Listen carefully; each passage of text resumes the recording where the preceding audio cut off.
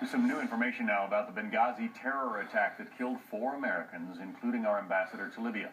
Now, for the very first time, members of Congress are going on the record about bombshell testimony from CIA contractors who said there were stand-down orders given, that members of their own teams were told not to respond right away to distress calls.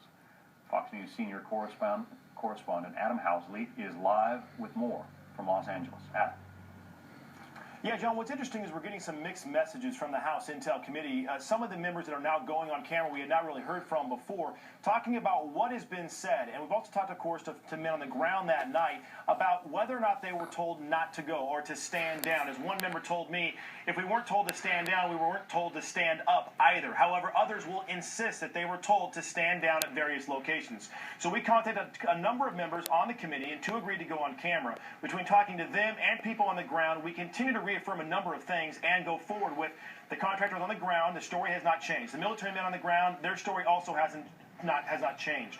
Air support was called for. There was no lull in fighting, and the men were told not to go from multiple locations. Take a listen.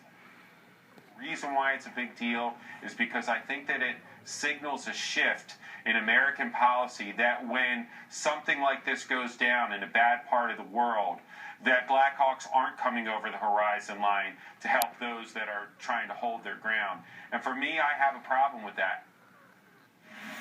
I just know that when it comes to a stand-down order, it was given in all 3 locations.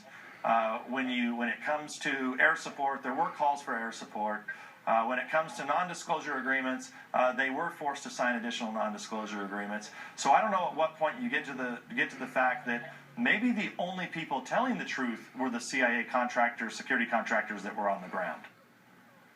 And they, of course, were the ones that responded to the mission to try and save the ambassador and others there. And according to multiple reports, the one thing that the committee can agree on is that these men did save a number of American lives, and it could have been much worse that evening. Now, they are asking for more information from the CIA, from the State Department. They say phone records and tons of other information has not been turned over yet. And all this comes, John, as we're now hearing the Senate report on this may be ready in the next week. In fact, from Chad Program, he was told 95% of it is basically done.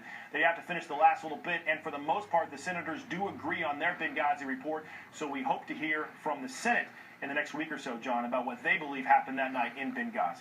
Could be big news when that report finally comes out. Adam Housley, thank you. Absolutely.